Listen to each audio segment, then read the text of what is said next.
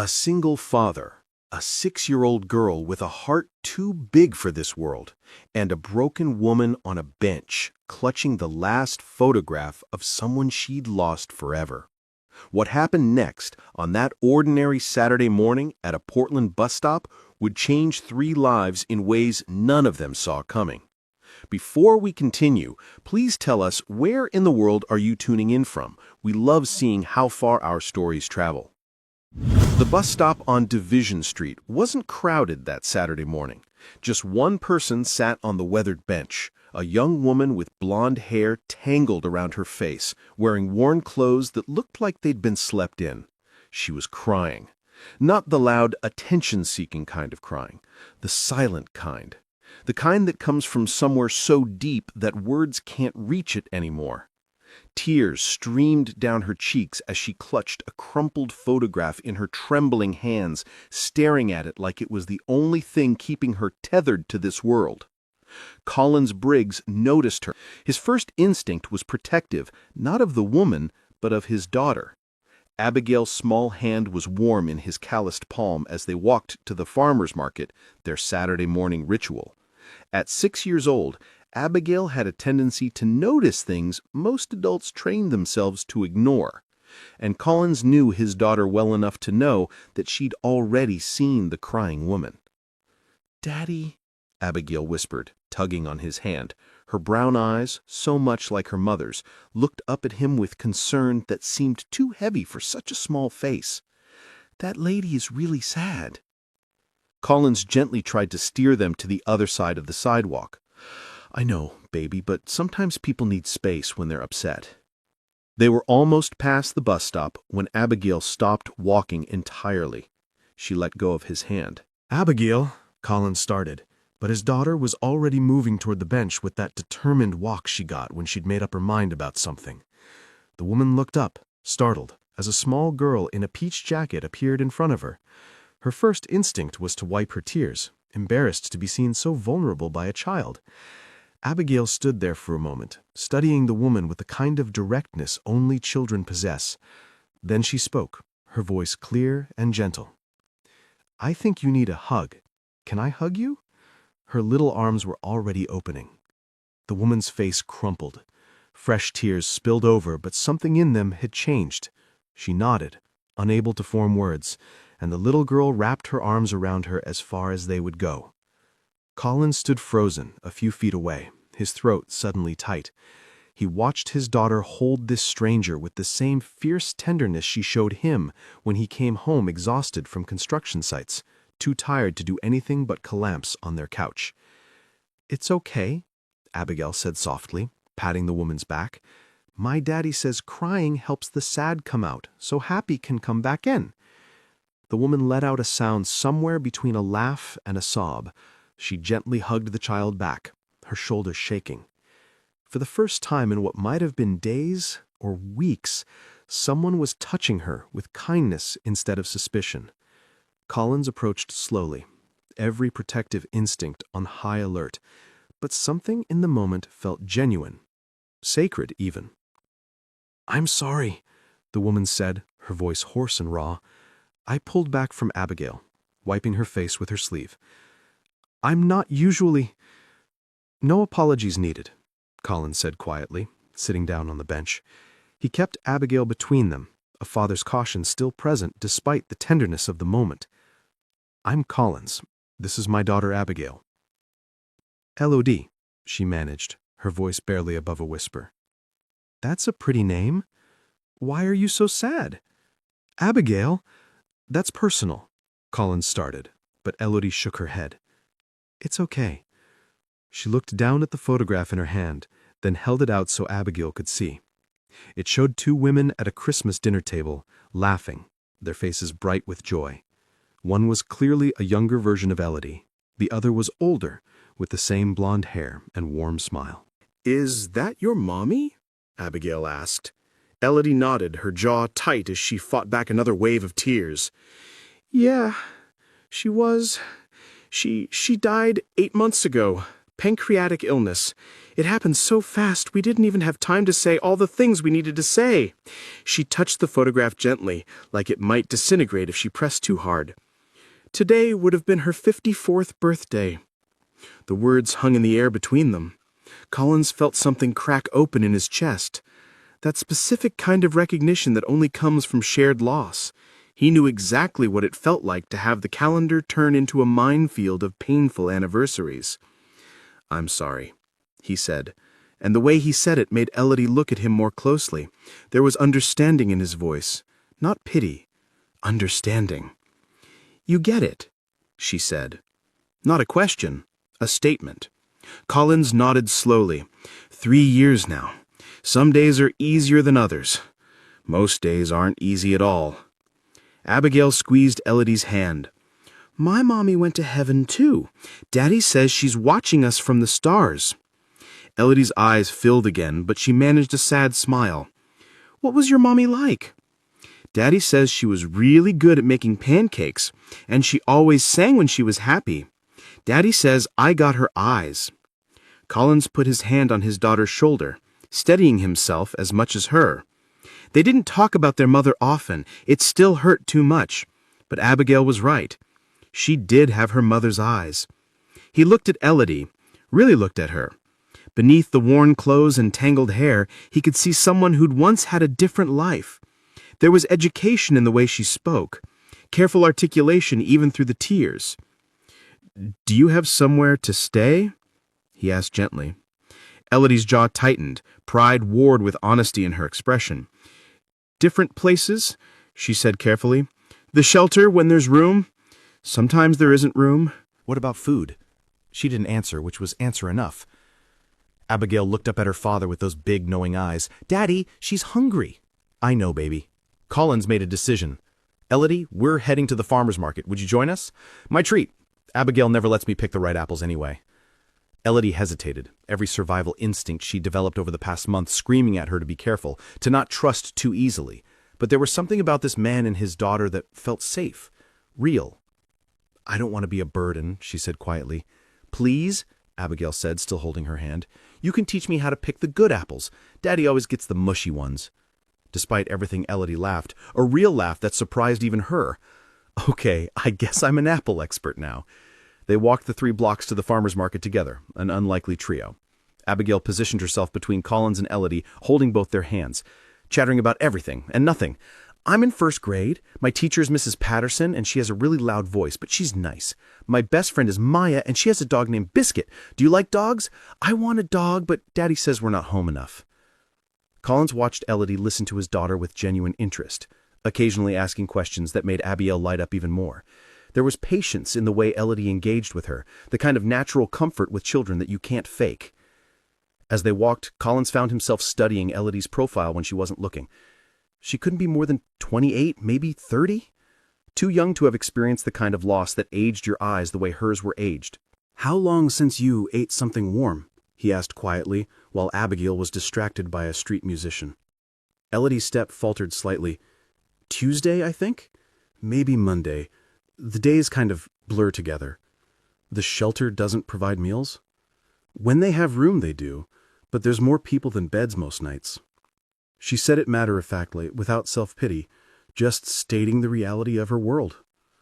Collins felt anger rise in his chest, not at her, but at the series of circumstances that had led someone educated and capable to sleeping on streets. "What did you do before I was homeless?" Elodie finished for him without bitterness. "I worked at Powell's Books, the big one on Burnside. Did inventory, customer service, ran the children's Saturday reading program." A ghost of pride crossed her face. "I have a degree in library science from Portland State." "What happened?" Elodie was quiet for a moment, watching Abigail skip ahead to look at a window display. "My mom got sick. Pancreatic illness doesn't mess around, it moves fast and it's expensive. I took time off to take care of her, used it my sick days, then my vacation days, then started missing shifts because she needed round-the-clock care those last few weeks." She swallowed hard. "I got let go 3 weeks before she died. Lost the apartment 2 months after that. Couldn't afford it on unemployment, and medical bills had taken everything we had. I tried finding another job, but it's hard when you don't have an address for them to mail your W-2, you know? And I couldn't afford professional clothes for interviews. It's like, once you slip through the cracks just keep getting wider. Collins knew that spiral. If not for his union construction job with health insurance, if not for his brother Marcus helping with childcare when his wife died, he could have easily ended up in the same place. "I'm sorry," he said. "That's not fair." "Life rarely is," Elodie said with a slight shrug. Then she looked at him directly. "But it's strange. 8 months of barely surviving, and today, on what should be the hardest day, your daughter hugged me. A stranger. And now I'm walking to a farmer's market like a normal person having a normal Saturday." "You are a normal person," Collins said firmly. "Tell that to the people who cross the street when they see me coming." Before Collins could respond, Abigail ran back to them, grabbing both their hands. "We're here! Come on, they have the good donut stand."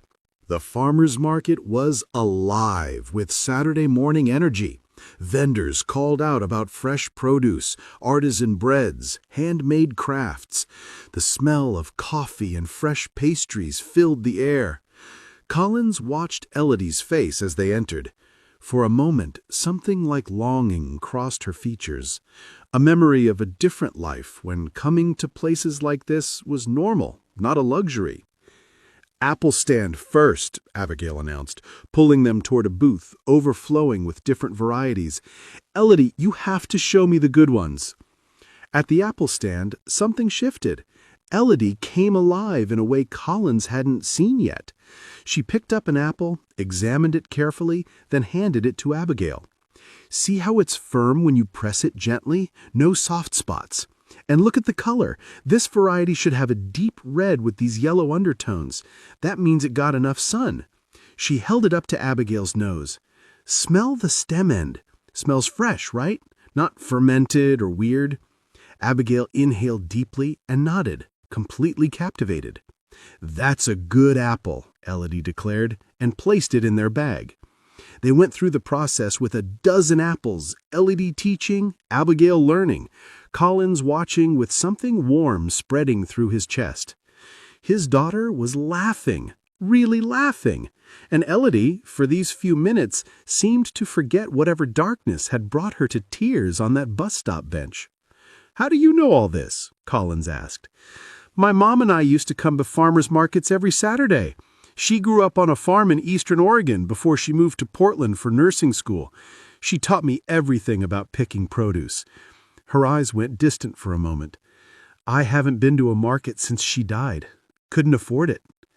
"Daddy, can we get donuts?" Abigail pointed, at a stand where fresh donuts were being made, the smell of fried dough and cinnamon sugar wafting over. "Of course, baby." As they walked toward the donut stand, Elodie started to hang back, and Collins noticed. "You're getting a donut too," he said gently, but firmly. "Collins, I can't. When's the last time you had something warm and sweet?" She didn't answer. "That's what I thought." He ordered 3 donuts, handing one to Elodie along with a hot coffee. No arguments. Elodie took the donut with shaking hands, and when she bit into it, Collins saw her eyes close. The expression on her face was almost painful to watch. Gratitude mixed with grief, mixed with the simple pleasure of warm food. They sat on a bench while Abigail watched a juggler perform. An idea had been forming in his mind for the past hour. It was probably crazy, definitely impulsive, but something about this woman and her story, something about the way his daughter had immediately connected with her, something about recognizing the same grief he carried every day, it all added up to a decision that felt both reckless and right.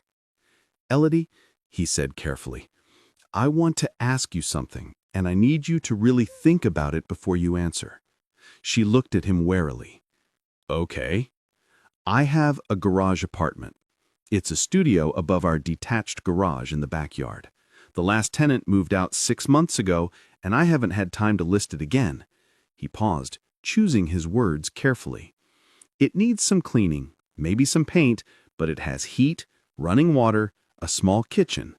It's not much, but it's weatherproof and warm." Elodie's eyes widened. I, Collins, I can't pay rent. I don't have. I'm not asking for rent, Collins interrupted. I'm asking for help. I don't understand. Collins looked over at Abigail, who was laughing at the juggler. I work construction. Long hours, early starts. Abigail is in after-school care until 6 most days, and she hates it. The woman who runs it is nice enough, but it's just TV and snacks in a church basement. No homework help, no real attention. He turned back to Elodie. I come home exhausted. Most nights I'm too tired to do anything but heat up chicken nuggets and pass out during bedtime stories. Abigail deserves better. She deserves someone who can pick her up from school, help with her homework, and maybe make sure she eats a vegetable once in a while. You want me to be a nanny? I want to trade, Collins corrected. Room and board in exchange for childcare and some light housework. You'd have your own space, your own life, but you'd be there for Abigail when I can't be. You said you ran a children's reading program. You know how to connect with kids. Abigail already trusts you, which is rare. She's been cautious since her mom died. Elodie was silent, her mind clearly racing. I know this is forward. I know you don't know us, and we don't really know you. But I'm a good judge of character, and so is my daughter. And right now, I think we could help each other. Why would you do this? Elodie asked, her voice thick with emotion. You don't even know me. I know you're educated. I know you're grieving someone you loved deeply. I know you're capable. The way you taught Abigail about apples, the patience you showed with her questions. I know my 6-year-old daughter, who has better instincts about people than most adults I've met, wanted to hug you. He met her eyes. And I know what it's like to need someone to throw you a lifeline when you're drowning. Tears were streaming down Elodie's face again, but these were different from the ones at the bus stop. I don't know what to say, she whispered. Say you'll think about it, Collins said. The offer stands, no pressure. I'm not trying to be a savior or play hero. I'm just a single dad who needs help, offering help to someone who needs it. Fair trade. Elodie wiped her eyes, laughing weakly. Fair trade. That's what you're calling this? What would you call it? She looked at him for a long moment. I'd call it the kindest thing anyone has done for me in a very long time. Abigail ran back over, powdered sugar coating her nose. The juggler was so cool. He caught 5 balls. Daddy, can you juggle? Not even close, baby. Abigail looked between her father and Elodie, her 6-year-old intuition picking up on the emotional weight in the air. Is Elodie okay? Yeah, sweetheart. She's okay. Abigail studied Elodie's tear-streaked face, then wrapped her arms around her waist. I'm glad we found you today. Elodie hugged her back, closing her eyes. Over Abigail's head, she looked at Collins. Could I have some time to think about your offer? Of course. Take all the time you need. I don't have a phone, Elodie admitted quietly. Collins pulled out his phone and a receipt from his pocket, writing down his number. The library on Belmont opens at 10 tomorrow. Abigail and I go to Sunday story time there at 10:30 every week. If you want to talk more, find us there. Elodie took the receipt, folding it carefully like it was precious. The Belmont Library, 10:30. No pressure, Collins emphasized. If you decide it's not for you, no hard feelings. But if you want to give it a try, we'll make it work. As they prepared to part ways, Collins and Abigail heading home, Elodie to wherever she'd sleep that night, Abigail tugged on Elodie's coat. You'll come tomorrow, right, to the library?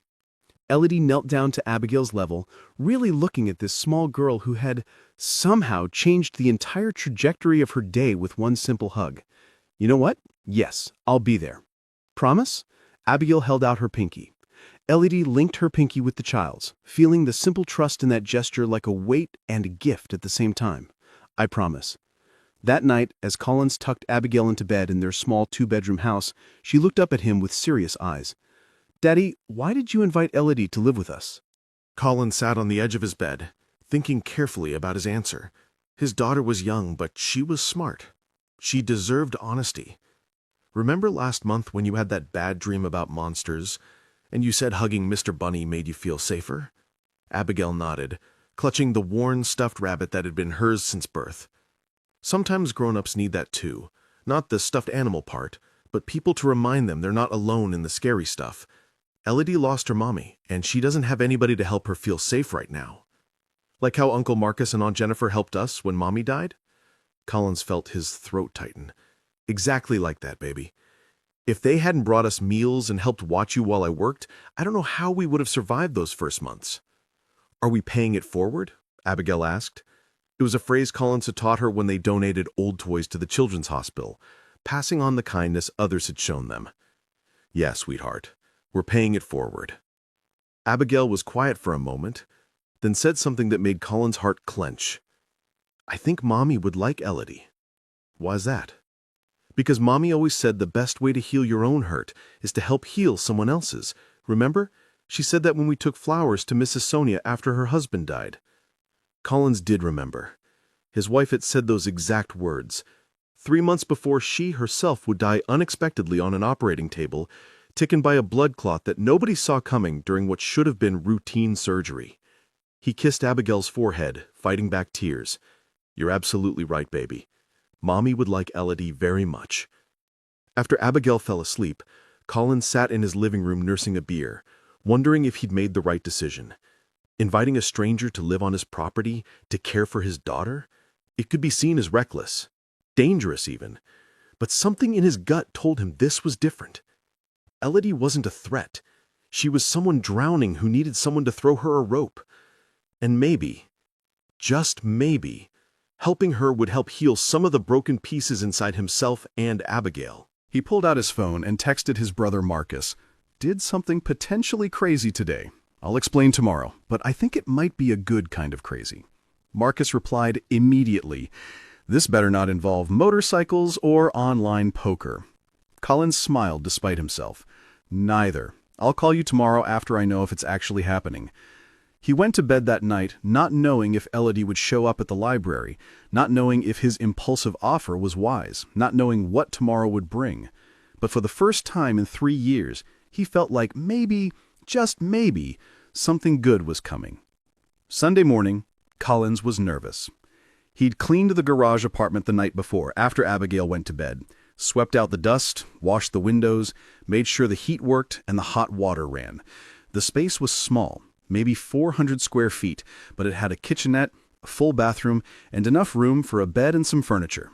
It smelled a little musty, but nothing that fresh air and time couldn't fix. If she came, if she agreed. At 10:27 a.m., Collins and Abigail walked into the Belmont Library. The Sunday story time didn't start until 10:30, and Collins found himself watching the entrance, his heart rate elevated in a way that had nothing to do with caffeine.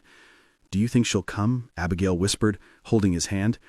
I don't know, baby, but if she doesn't, we'll still have story time, okay? Abigail nodded, but Collins could see the disappointment already forming in her eyes. And then, at 10:27, the library door opened. Elodie walked in. She'd managed to shower somehow, maybe at a truck stop, maybe at a community center. Her blonde hair was still damp but combed neatly. When she saw them, her expression was nervous but hopeful. Abigail spotted her and immediately broke free from Collins's hand, running across the library, which earned them a sharp look from the librarian. You came! You kept your promise! Elodie caught the flying 6-year-old in a hug, her eyes closing as she held the child. Over Abigail's head, she met Collins's gaze. He smiled and mouthed, "Thank you." She mouthed back, "Thank you." The story time was about a lost cat finding its way home, and Elodie sat with him, Abigail nestled between her and Collins. After it ended, they walked outside into the cool November morning. I thought about your offer all night, Elodie said as they stood on the library steps. I barely slept, just kept turning it over in my mind. And? Collins asked gently. I want to say yes, but I need you to know something first. She took a deep breath. I have nothing to offer you except my time and my effort. I don't have references anymore. Powell's wouldn't give me one after I was let go. I don't have professional clothes for interviews. I've been surviving on the streets for months, and that changes you. I'm not the same person I was before my mom died. None of us are the same people we were before loss, Colin said quietly. I'm not the same man I was before my wife died. Change isn't always bad. Sometimes it's just different. I don't want to let you down, or worse, let Abigail down. Collins thought about that for a moment. Here's what I propose. 1 week trial.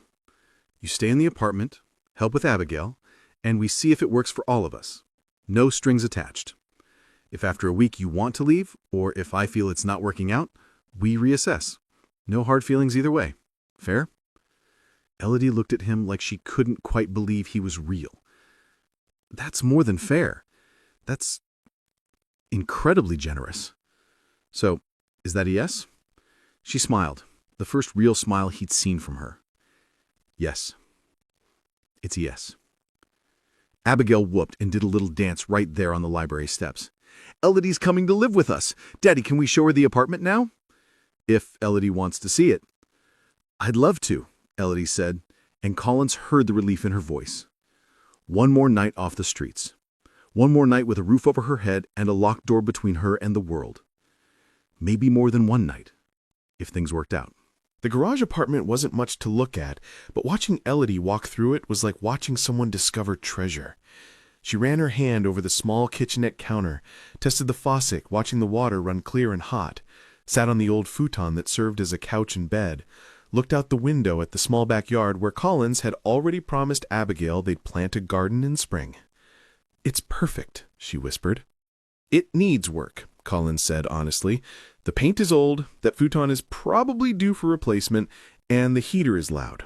It's perfect, Elodie repeated, turning to face him with tears in her eyes. Collins, you have no idea. I've spent the last 4 months sleeping in doorways, under bridges, in 24-hour McDonald's until they kicked me out. Having a door that locks, a bed that's mine, a bathroom where I don't have to worry about being assaulted. This is perfect. Collins felt his own eyes burning. I'll get you some sheets and towels. There's a mini fridge under the counter, and I'll stock it with basics. Abigail gets home from school at 3:30, so if you could be there to pick her up... I'll be there, Elodie said immediately. Collins, I won't let you down, I promise. I believe you.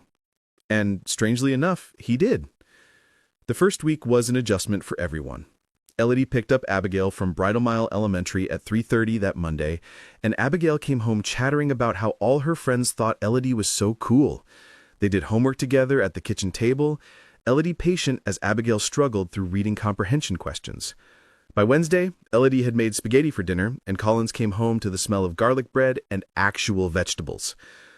You didn't have to cook, he said, genuinely surprised. I wanted to. Besides, I saw the box situation in your pantry. How much mac and cheese can one 6-year-old eat? You'd be surprised, Collins said with a laugh. By Friday, Abigail's reading homework was done early, and Elodie had helped her start a book report that wasn't due for 2 weeks. She's ahead of schedule, Elodie told Collins that evening, and she's reading at almost a second-grade level. She's smart, Collins. Gets that from her mom, too, Collins said softly. The week trial ended, and neither of them brought up Elodie leaving. It just worked.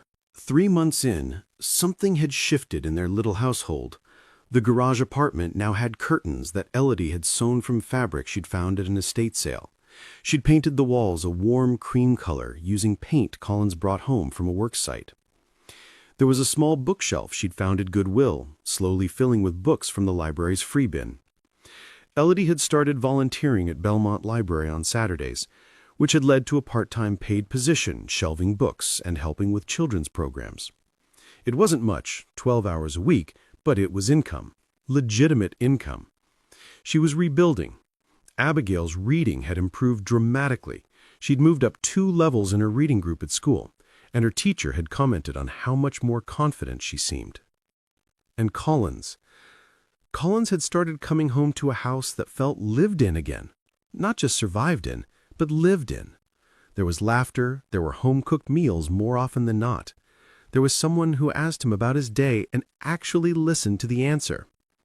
He tried not to think too hard about the way his heart rate picked up when Elodie smiled at him, or the way he'd started taking longer showers and actually combing his hair in the morning, or the way he found excuses to linger in the kitchen when she was cooking, just to talk.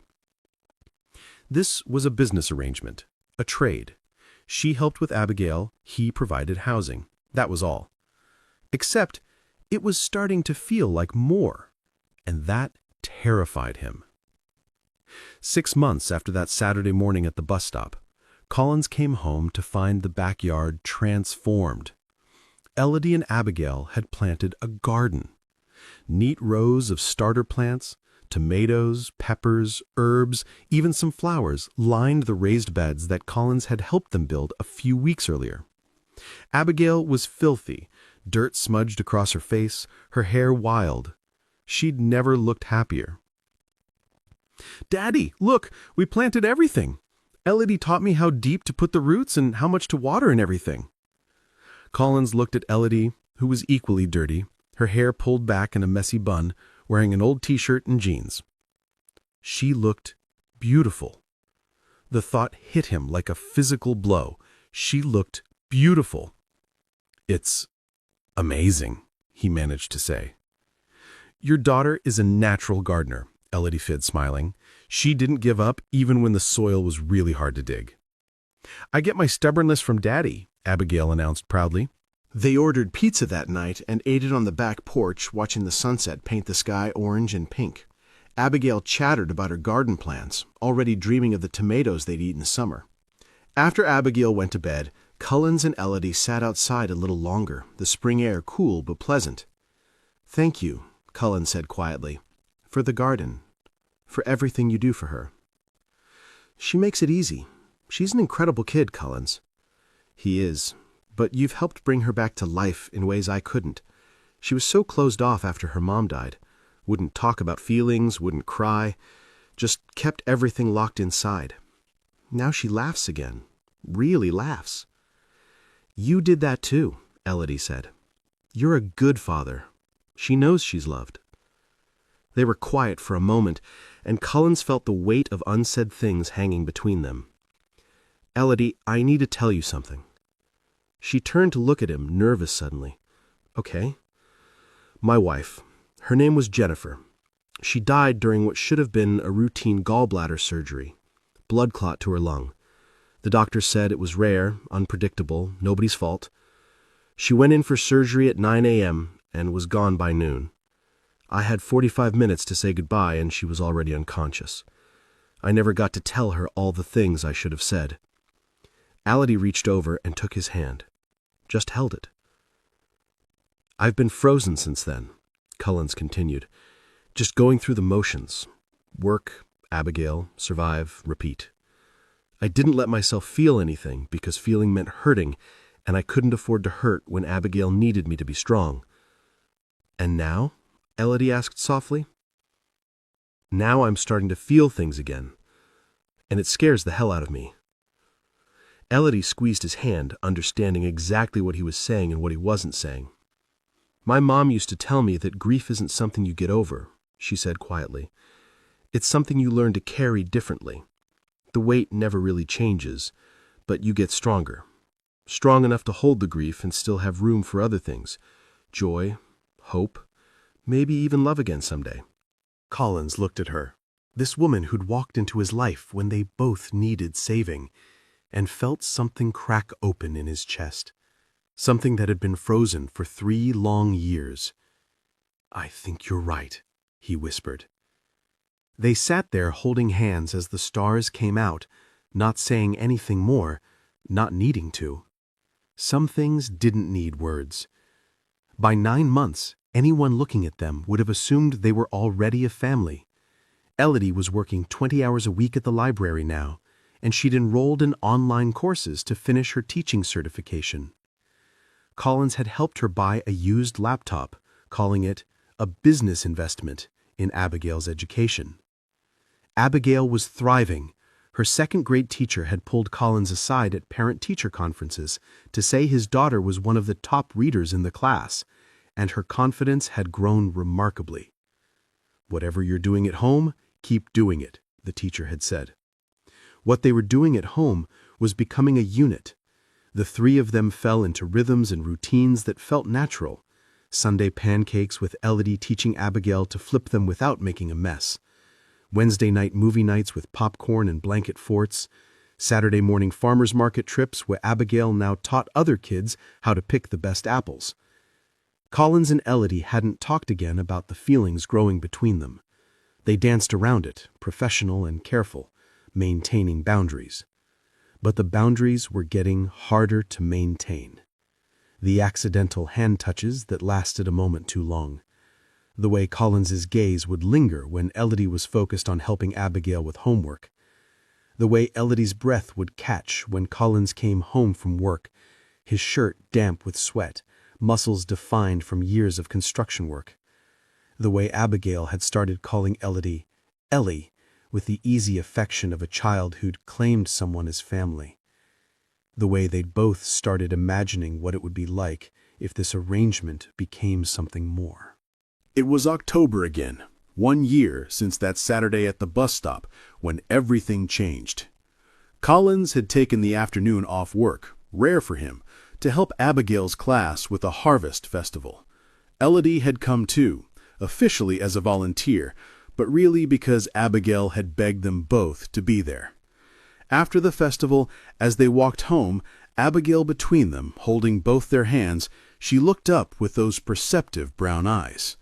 "Are you guys going to get married?" Collins nearly tripped over his own feet. Elodie's face flushed red bright. "Abigail, that's not—" Collins started. "Why not?" Abigail interrupted with 7-year-old logic. "You like each other, I can tell, and we're already a family, so why not make it official?" "It's more complicated than that, sweetheart," Elodie said gently. "Why? Because you think I won't be okay with it?" Abigail stopped walking and looked at both of them seriously. "I miss Mommy every day. I'll always miss her, but she's not coming back, and I think she'd want Daddy to be happy again. And I think she'd want me to have someone like you, Ellie." Collins felt tears prickling his eyes. "Abigail, I want you to get married," Abigail said firmly. "I've been wishing for it every night on the first star, so you should probably just do it before I run out of wishes." She skipped ahead of them, leaving Collins and Elodie standing there, stunned. "Well," Elodie said after a long moment, "that was subtle." Colin laughed, a real laugh that came from his belly. "She gets her lock of subtlety from me, too, apparently." They started walking again, slower now. "Collins," Elodie said softly, "what do you want?" He stopped walking and turned to face her fully. "Honestly?" "Honestly. I want to stop pretending that this is just a business arrangement. I want to stop lying to myself about what I feel when you smile at me. I want to stop finding excuses to be in the same room as you. I want to kiss you. I've wanted to kiss you for months." Elodie's eyes were shining. "Then why haven't you?" "Because I'm terrified. Because letting myself love someone again means risking the kind of loss that nearly destroyed me the first time. Because you deserve better than someone with all my baggage and a kid and a job that keeps me away 12 hours a day." Elodie stepped forward and kissed him. It was soft and tentative and perfect. When they broke apart, both of them were crying. "I'm terrified too," Elodie whispered. "I lost my mom, and my entire life fell apart. The idea of loving someone and risking that kind of loss again, it's terrifying. But Collins, I think I'm more scared of never taking the risk at all. I'm not easy to love. I work too much. I'm not great at talking about feelings. I have a daughter who will always come first." "I know all that," Elodie interrupted. "I've lived with you for a year. I've seen you exhausted and frustrated and worried and sad. And I've also seen you be the most devoted father I've ever known. I've seen you work yourself to the bone to provide for Abigail. I've seen you be kind to me even when you didn't have to be. I've seen you, Collins. All of you. And I love what I see." He kissed her again, longer this time, pulling her close like he was afraid she might disappear. When they finally made it home, Abigail was waiting on the porch with a knowing smile. "Did you kiss?" she asked immediately. "Abigail," Colin started, but Elodie laughed. "Yes, we kissed." Abigail threw her hands in the air. "Finally! I was running out of wishes!" The three of them went inside together. A father, a daughter, and the woman who'd come into their lives crying on a bus stop bench, changed by a 6-year-old's offered hug. 1 year became 2 years. The garage apartment became less used as Elodie spent more nights in the main house, until eventually Collins asked if she wanted to just move her things in officially. "Are you sure?" she'd asked. "I've never been more sure of anything," he'd replied. Elodie got her teaching certification and started working as a substitute teacher, building toward a full-time position. The library kept her on for Saturday programs because the kids loved her. Abigail called her Ellie full-time now, and sometimes, in moments of pure joy, she'd slip and call her Mom. Elodie never corrected her. Collins proposed on a Saturday morning at the farmer's market, the same market where he'd first invited Elodie to join them. He got down on one knee right there by the apple stand, while Abigail bounced excitedly beside him. "You taught us how to pick the good ones," he said, holding out a ring he'd saved 6 months to buy. "And Elodie, you're the best one. Will you marry me?" She said yes through tears.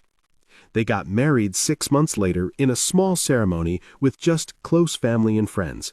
Abigail was the flower girl and took her duties very seriously. Marcus, Colin's brother, was best man and gave a speech about how Collins had told him years ago that he'd never love again, and how grateful he was that Collins had been wrong. Elodie's vows included a line that made everyone cry. "A year and a half ago, I was sitting on a bench with nothing left but grief, and a little girl with a heart too big for the world asked if she could hug me.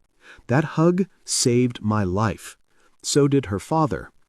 You both remind me every day that the world, despite everything, is still full of kindness, still full of second chances, still full of love." As they danced at the reception, Elodie's head on Colin's shoulder, Abigail squeezed between them. Collins whispered, "I can't believe you're my wife." Elodie whispered back, "Believe it, you're stuck with me now. Best decision I ever made. Second best, actually. First was listening to my daughter when she wanted to hug a stranger." Abigail looked up at both of them. "See? I told you my hugs were magic." And you know what? She was right. If you've ever doubted whether one small act of kindness can change someone's life, this story is proof that it can. Collins and Elodie didn't just build a life together. They built a home, a real home, full of laughter and gardens and bedtime stories and Saturday morning pancakes. The kind of home where grief has a place at the table, but so does joy, where loss is acknowledged, but hope gets the final word. Abigail is 9 now, and she still tells the story of how she met her mom at a bus stop. "I just knew she needed a hug," she says, and hugs fix almost everything. If this story touched your heart, do me a favor, share it with someone who needs to hear it, and subscribe to hear more stories like this. We all know someone who's struggling, someone who's lost, someone who just needs to be reminded they're not alone. Be that reminder. Be that person who stops and notices. Be the one who offers a kindness that costs you nothing, but might mean everything to someone else. And if you're the person sitting on that bench right now, crying and wondering if anyone sees you, I promise, someone does. Hold on. Your Abigail might be right around the corner. Your second chance is coming. Thanks for staying with me through this story. It means everything. See you in the next one.